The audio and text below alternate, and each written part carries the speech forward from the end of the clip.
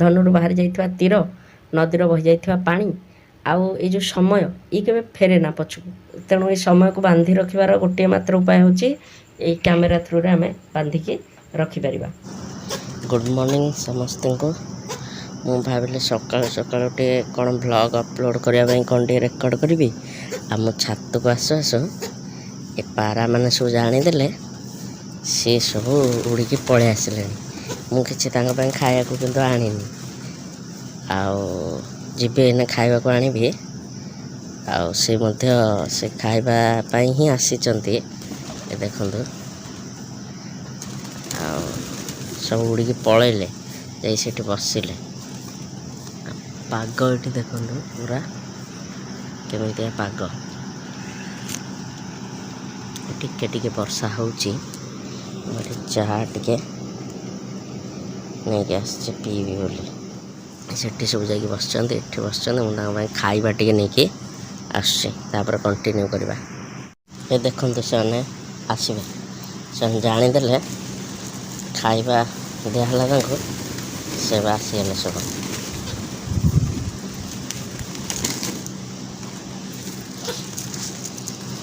ଆଉ ଏମାନେ ଆଉ ଡରୁନାହାନ୍ତି ବି ଆମକୁ, ଯେହେତୁ ଆମେ ତାଙ୍କୁ ସବୁବେଳେ ଖାଇବାକୁ ଦେଉଛୁ। ସେ ପୁରା ହାତରୁ ବି ବେଳେବେଳେ ଖାଇଦିଅନ୍ତି, ଆଉ ପୁରା ପାଖରୁ ବି ଆସିକି ସେମାନେ ଖାଇବେ। ତ ବିଲକୁଲ ଡରିବେନି, ପୁରା ପାଖରୁ ମଧ୍ୟ ସେମାନେ ଖାଆନ୍ତି। କାହିଁକିନା ପଶୁପକ୍ଷୀମାନଙ୍କର ଗୋଟେ ବିଶ୍ୱାସ ଥାଏ। ସେ ବିଶ୍ୱାସଟା ଯଦି ଆପଣ ଜିତି ପାରିଲେ, ତାହେଲେ ସେମାନେ ଆପଣଙ୍କ ପାଖକୁ ଆସିବେ, ସେ ଭୟ କରିବେନି। ଆଉ ଦେଖିଲେ ମୁଁ କିଛି ସେମାନଙ୍କ ପାଇଁ ଖାଇବା ଆଣିନଥିଲି, ସେତେବେଳେ ବି ସେମାନେ ଆସିଯାଇଥିଲେ। କାହିଁକିନା ସେମାନେ ଜାଣିଛନ୍ତି ଯେ ଇଏ ଖାଇବାକୁ ଦେଉ ନ ଦେଉ, କିନ୍ତୁ କ୍ଷତି କରିବନି। ଆଉ ବାକି ମୁଁ ଏମିତି ଚଲାବୁଲା କଲେ ମଧ୍ୟ ସେମାନେ ଉଡ଼ିକି ଯିବେନି। ନହେଲେ ଆପଣ ଦେଖିଥିବେ ଗାଁରେ ଯଦି ଖାଉଥିବେ ପାରାମାନେ, କେହି ଚାଲିକି ପଳାନ୍ତି ସେପଟେ, କି କେହି ଆସନ୍ତି ତ ସେ ଉଡ଼ିଯାଆନ୍ତି। କିନ୍ତୁ ଏମାନେ ସେମିତି ଉଡ଼ିବେନି। ଆଉ ସେମାନେ ପାଖରେ ଆସିକି ମଧ୍ୟ ଏଠି ଖାଉଛନ୍ତି। ଖାଇବା ସରିଗଲା ଯାହାର, ସେମାନେ ଉଡ଼ିଗଲେ। ବର୍ଷା ବି ହେଉଛି ଟିକେ ଟିକେ। ଆଉ ଏଇଟା ମୋର ଗୋଟେ ଫୋନ୍, ଯେଉଁଥିରେ କି IP ରେଟିଂ କିଛି ନାହିଁ ବୋଧେ। ତେଣୁ ଇଏ ପାଣି ପଡ଼ିକି ଚାଲିଛି ଯେତେବେଳେ ପର୍ଯ୍ୟନ୍ତ, ବେଶୀ ଓଦା କରିବାଟା କିନ୍ତୁ ତାକୁ ଠିକ୍ ହେବନି। ଆଉ କ'ଣ ଭ୍ଲଗ୍ କରିବି ବୋଲି ମୁଁ କିଛି ଭାବି ପାରୁନଥିଲି। ମୁଁ ଭ୍ଲଗ୍ଟା ଏଇଥିପାଇଁ କରୁନି ଯେ ମୋତେ ଭିଉ ମିଳିବ, ପଇସା ମିଳିବ, ମୁଁ କିଛି ଗୋଟେ ହାସିଲ କରିଦେବି। ଏଇ ଦେଖନ୍ତୁ, ଗୋଟେ ବଗଟେ ଉଡ଼ିକି ଯାଉଛି। ସକାଳ ହେଇଗଲା ମାନେ ଏ ପକ୍ଷୀମାନେ ସବୁ ତାଙ୍କ ଖାଦ୍ୟ ଅନ୍ୱେଷଣରେ ବାହାରି ପଡ଼ନ୍ତି। ତେଣୁ ଏଇସବୁଙ୍କଠୁ ଆମର ଶିଖିବାର ଅଛି ବହୁତ କିଛି କଥା। ତେଣୁ ଏ ଦେଖନ୍ତୁ, ସେ ତାଙ୍କ ଖାଇବା ସରିଗଲା, ସେ ପଳେଇ ଗଲେ। ତ ମୁଁ ଭ୍ଲଗ୍ଟା ଏଇଥିପାଇଁ କରୁଛି, ରୁହନ୍ତୁ କହୁଛି। ଏଇଠି ଗୋଟେ ଚଉକିଟେ ରଖିଥିଲି, ଏଇ ଦେଖନ୍ତୁ।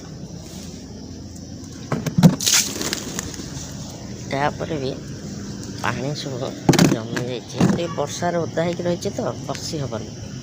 ଏଇଠି ଆମର ଫୁଲ ଲାଗିଛି, ଟିକେ ଅପରାଜିତା ଫୁଲ, କେତେ ସୁନ୍ଦର ହେଇଛି ଦେଖନ୍ତୁ। ଆଉ ଏଇଟା ହେଉଛି ଆମର ସେ ଯେଉଁ ଲକି ବ୍ୟାମ୍ବୁର ଗଛଟି, ଏଠି ଏମିତି ଲାଗିଛି।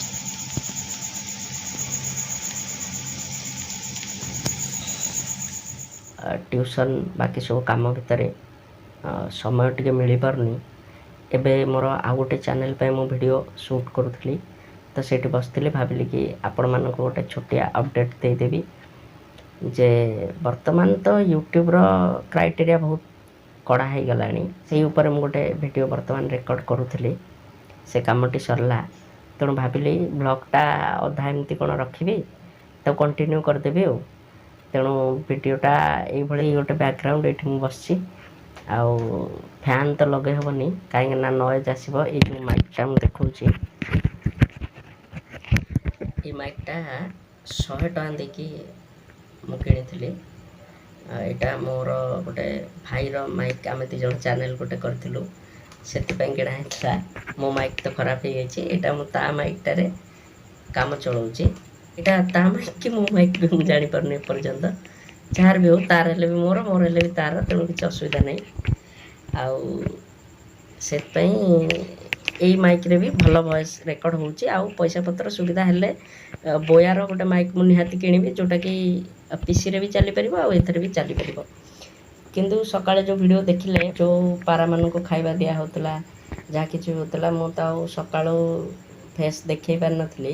ଏ ଭିଡ଼ିଓ ଗୁଡ଼ା କରିବାର କାରଣ ହେଉଛି କି ଭିଡ଼ିଓ ଗୁଡ଼ାକୁ ମୁଁ ଏଥିପାଇଁ କରୁନି ବ୍ଲଗ୍ଟା, କି ମୁଁ କାହାକୁ ମୋ ଦିନଚର୍ଯ୍ୟା ଦେଖିବାକୁ ଚାହୁଁଛି বা କିଛି, ମୁଁ ଏଇଟା ମୋର ପାଇଁ, ନିଜ ପାଇଁ ଏ ଭିଡ଼ିଓଟା କରୁଛି। କାହିଁକିନା ମୋର ଗୋଟେ ଆଗରୁ ଗୋଟେ ଚ୍ୟାନେଲ୍ ଥିଲା, ଯେଉଁଥିରେ କି ସେ ଚ୍ୟାନେଲ୍ଟା ଅଛି, କିନ୍ତୁ ମୁଁ ଆଉ ସେଥିରେ କାମ କରୁନି।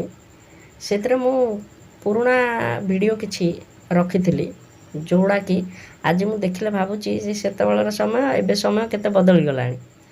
ତେଣୁ ଏଇ ଚ୍ୟାନେଲ୍ରେ ତ ମୁଁ ଗାର୍ଡ଼େନିଂ ରିଲେଟେଡ଼୍ ଭିଡ଼ିଓ ଅପଲୋଡ଼୍ କରୁଥିଲି। ସେଥିରେ ସମୟ ଅଭାବରୁ ମୁଁ ଆଉ ଗାର୍ଡ଼େନିଂ ଭିଡ଼ିଓ ଅପଲୋଡ଼୍ କରିପାରୁନି।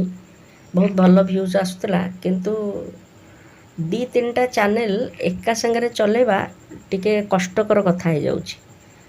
ତେଣୁ ଯେଉଁଟା ମେନ୍ ଚ୍ୟାନେଲ୍ ଅଛି ମୋର, ସେଇଟା ଉପରେ ମୁଁ ଟିକେ ଧ୍ୟାନ ଦେବାକୁ ଚାହୁଁଛି ଏବେ, କାହିଁକିନା ସେଇଠି ହିଁ ମନିଟାଇଜ୍ ହେଇଛି। ଏଇ ଚ୍ୟାନେଲ୍ ଗୁଡ଼ାକ ମନିଟାଇଜ୍ ହେଇନି। ମୋର ଏତେ ଇଣ୍ଟରେଷ୍ଟ ବି ନାହିଁ ଏଇ ଚ୍ୟାନେଲ୍କୁ ମନିଟାଇଜ୍ କରିବାରେ। ଏଇଟା ମୁଁ କେବଳ ନିଜ ପାଇଁ କହିବାକୁ ଗଲେ ପର୍ସନାଲ୍ ଗୋଟେ ମୋର ସବୁ ମେମୋରି ଗୁଡ଼ା ରହିବ। ଦୀପାବଳି ହେଇଗଲା, କୌଣସି ଗୋଟେ ପର୍ବପର୍ବାଣି ହେଇଗଲା, ସେଥିରେ ମୋ ଜୀବନଟା କେମିତି ଅଛି ସେଇଟା ମୁଁ ଆପଣମାନଙ୍କ ସହିତ ସେୟାର କରିଦେବି। ଆଉ ନିଜେ ବି କେତେବେଳେ ଦେଖିପାରିବି ଏଇ ଯେଉଁ ସମୟ ବିତି ଯାଉଛି, ଏ ସମୟ ଆଉ ଫେରିକି ଆସିବନି। ତେଣୁ ଏ ସମୟକୁ ବାନ୍ଧି ରଖିବାର ଗୋଟିଏ ମାତ୍ର ଉପାୟ ହେଉଛି ଏଇ କ୍ୟାମେରା ଥ୍ରୁରେ ଆମେ ବାନ୍ଧିକି ରଖିପାରିବା। ଆଉ ଏଇଥିରେ ନୁହଁ ଯେ ଚ୍ୟାନେଲ୍ରେ କେବଳ ବ୍ଲଗ୍ ଆସିବ। ମୋର ମନକୁ ଯାହା ବି କିଛି କଥା ଆସୁଛି, କିଛି ଜିନିଷ ମୁଁ ଯାହା ଶିଖିବି, ହୁଏତ ଆପଣମାନଙ୍କୁ ଜଣାଇଲେ ଆପଣମାନଙ୍କ କାମରେ ଆସିପାରେ, କିମ୍ବା ସେଇଟାକୁ ମୁଁ ଦେଖିଲେ ହୁଏତ ପରେ ଯେତେବେଳେ ଦେଖିବି ହୁଏତ ମୋ କାମରେ ଆସିଯାଇପାରିବ। ତେଣୁ ଗୋଟାଏ ଭିଡ଼ିଓ ଡାଏରୀ ଭଳି ଭାବିପାରନ୍ତି। ତେଣୁ ସେଇ ଉପରେ ମୁଁ ଏଇ ଚ୍ୟାନେଲ୍ଟିକୁ ବର୍ତ୍ତମାନ ବଦଳାଇବାକୁ ଚାହୁଁଛି। କାହିଁକିନା ୟୁଟ୍ୟୁବ୍ର ଯେଉଁ ମନିଟାଇଜେସନ୍ କ୍ରାଇଟେରିଆ ଅଛି, ସେଇଟା ବର୍ତ୍ତମାନ ପୁଣି ଥରେ ବଦଳି ଯାଇଛି। 8000 ଘଣ୍ଟା ଆପଣଙ୍କୁ ଫେବୃଆରୀ 1, 2027ରୁ କମ୍ପ୍ଲିଟ୍ କରିବାକୁ ପଡ଼ିବ। ସେଇ କ୍ରାଇଟେରିଆ କିଛି ନୁହଁ। ଆପଣ ଯଦି ଠିକ୍ଠାକ୍ ଭିଡ଼ିଓ ଅପଲୋଡ଼୍ କରିବାକୁ ଚାହୁଁଛନ୍ତି, ଆପଣ କାମ କରିବେ ମନ ଦେଇକି ୟୁଟ୍ୟୁବ୍ରେ, ସେ କ୍ରାଇଟେରିଆ ବହୁତ ଜଲ୍ଦି ପୁରା ହେଇଯିବ। ଜଣଙ୍କର 1-2ଟା ଭିଡ଼ିଓରୁ ବି ପୁରା ହେଇଯାଉଛି। ତେଣୁ ଏଇ ଚ୍ୟାନେଲ୍ଟା ବର୍ତ୍ତମାନ ମୁଁ ସେୟା ହିଁ ଭାବିଛି। ଯାହା ବି କିଛି ନଲେଜ୍ ମୋ ପାଖରେ ଅଛି, ସେ କମ୍ପ୍ୟୁଟରକୁ ନେଇକି ହେଉ, ୟୁଟ୍ୟୁବ୍ ଭିଡ଼ିଓ କେମିତି ତିଆରି କରିବେ ତା ବିଷୟରେ ହେଉ, ଯାହା କିଛି ହେଉ, ବା ମୋର ଦିନଚର୍ଯ୍ୟା କୌଣସି ଦିନର, ଏଇଭଳି ମାନେ ଏଇଟା ମୁଁ ମନିଟାଇଜେସନ୍ ପର୍ପଜ୍ରେ ଚ୍ୟାନେଲ୍ଟିକୁ କରିନାହିଁ। ମନିଟାଇଜେସନ୍ ହେଇଗଲା ଯଦି ଭଲ କଥା, ନହେଲେ ବି କିଛି ଅସୁବିଧା ନାହିଁ। ଏଇଟା ମୁଁ ଗୋଟେ ମେମୋରି ହିସାବରେ ଏଇ ଚ୍ୟାନେଲ୍ଟିକୁ ମୋର ରଖିବି। ଆଉ ମୁଁ ନିଜେ ମୋ ଭିଡ଼ିଓ ଗୁଡ଼ାକୁ ପରେ ଦେଖିପାରିବି।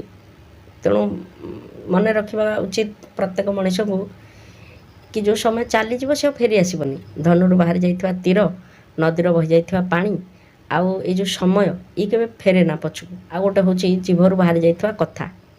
ତେଣୁ ଭାବିଚିନ୍ତିକି ଯଦି ଆମେ କାହାକୁ କିଛି କହୁଛେ, କହିବା ଉଚିତ। କାହିଁକିନା ପର ମୁହୂର୍ତ୍ତରେ ସିଏ ହୁଏତ ଆମେ ସେ କଥାଟି କାହିଁ କହିଲେ ବୋଲି ପଶ୍ଚାତାପ କରିବା, କିନ୍ତୁ ତାଙ୍କ ମନରେ ଆମେ କଷ୍ଟ ଦେଇସାରିଥିବା। ତେଣୁ ଧୀରେ ଧୀରେ ମଣିଷ ନିଜର ଜୀବନଟାକୁ ବୁଝିବା ଉଚିତ ଯେ ମଣିଷ ଜୀବନଟି କେବଳ ତା'ର ନୁହେଁ। ସିଏ ହୁଏତ ଭାବିପାରେ ବ୍ୟକ୍ତିକୈନ୍ଦ୍ରିକ ଜୀବନଟିଏ, କିନ୍ତୁ କିଛି ମାତ୍ରାରେ ସତ ହେଲେ ବି କିଛି ମାତ୍ରାରେ ଏଇଟା ସତ ନୁହଁ। କାହିଁକିନା ମନୁଷ୍ୟ ହେଉଛି ଗୋଟେ ସାମାଜିକ ପ୍ରାଣୀ।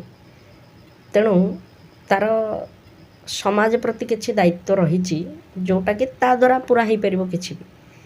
ତେଣୁ ମୁଁ ଏମିତି ନୁହେଁ ଯେ ଏଇ ଚ୍ୟାନେଲ୍ଟାରେ କେବଳ ମନିଟାଇଜେସନ୍ କରିବି, ଆଡ଼ଭର୍ଟାଇଜ୍ ଦେଖେଇବି, ପଇସା ଆଣିବି, ସେମିତି କିଛି ନାହିଁ ମୋ ମନରେ। ଆଉ ଆଗରୁ ଥିଲା ଅବଶ୍ୟ, ଏବେ କିନ୍ତୁ ଆଉ ନାହିଁ। ଏବେ ଏଇ ଯେଉଁ ସମୟଟି ଚାଲିଯାଉଛି, ଏଇ ଯେଉଁ ଆମର ଶରୀର ଇଏ ବଦଳିବ, ଏ ପରିସ୍ଥିତି ବଦଳିବ, ଆଉ ଏଇ ଯେଉଁ ଚିନ୍ତାଧାରାଟା ଇଏ ବି ବଦଳିବ ବୟସ ସମୟରେ। ପିଲାବେଳେ ଥିଲେ ଆମେ ଯେତେବେଳେ ଆମ ଚିନ୍ତାଧାରା ଟିକେ ଅଲଗା ଥିଲା, ଯେତେବେଳେ ଆମେ ଯୁବାବସ୍ଥାକୁ ଆସିଲେ ଆମ ଚିନ୍ତାଧାରା ଟିକେ ବଦଳିଲା।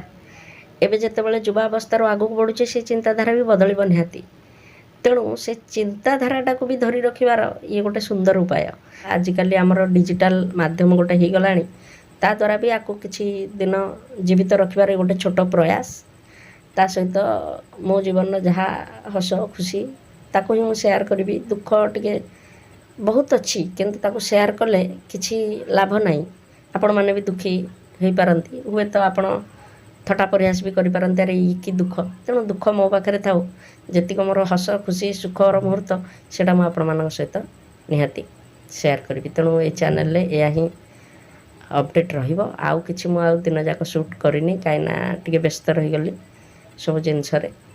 ଓ କାଲି ହେଉଛି ଭାରତର ସ୍ୱାଧୀନତା ଦିବସ, ତେଣୁ ମୁଁ ଆଗୁଆ ଆପଣମାନଙ୍କୁ ସ୍ୱାଧୀନତା ଦିବସର ହାର୍ଦ୍ଦିକ ଶୁଭେଚ୍ଛା ଜଣାଉଛି।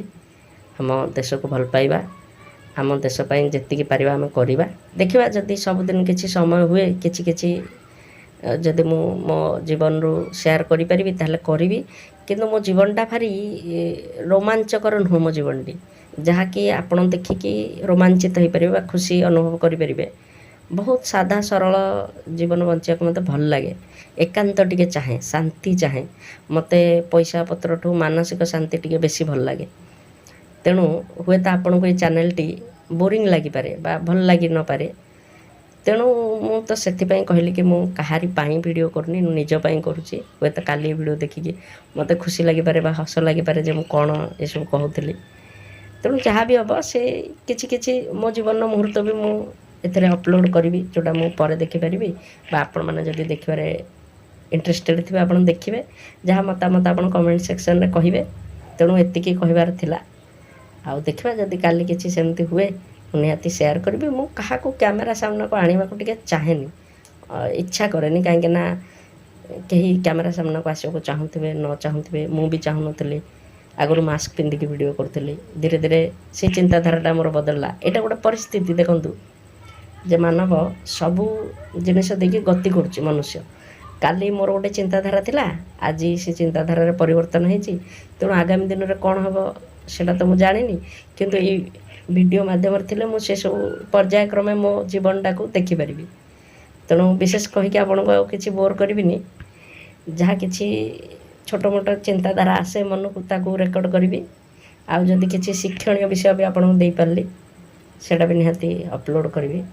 ତେବେ ଏତିକି କଥା। ଆଉ ବ୍ଲଗ୍ କରି ମୋତେ ଆସେନି ନା, ମୁଁ କରିପାରେ ଠିକ୍ଠାକ୍। ଚେଷ୍ଟା ବି କରିଥିଲି ପଛରେ କେତେଟା, ଯଦି ପାରିବେ ତାକୁ ଯାଇକି ଦେଖିବେ କେମିତି କ'ଣ ଲାଗିଲା। ସେ ଅନେକ ଦିନ ତଳର ଭିଡ଼ିଓ, ଏବେ ଆଉ ମୁଁ କରିନି। ଦେଖିବା ଚେଷ୍ଟା କରିବା ଆଉ। ତେବେ ଏଇ କଥା ସହ ମୁଁ ଆପଣମାନଙ୍କଠୁ ବିଦାୟ ନେଉଛି। ଆପଣ ସେ ଭିଡ଼ିଓ ଗୁଡ଼ା ଯାଇକି ଦେଖନ୍ତୁ, ଯଦି ଆପଣଙ୍କୁ ଠିକ୍ଠାକ୍ ଲାଗିଲା। ବାଧ୍ୟ ନାହିଁ, ଆପଣ ଚାହିଁଲେ ଦେଖିପାରିବେ, ନହେଲେ ନାହିଁ। ଆଉ ଦେଖିବା କ'ଣ ହେଉଛି ଏ ଚ୍ୟାନେଲରେ। ହେଉଛି ନମସ୍କାର।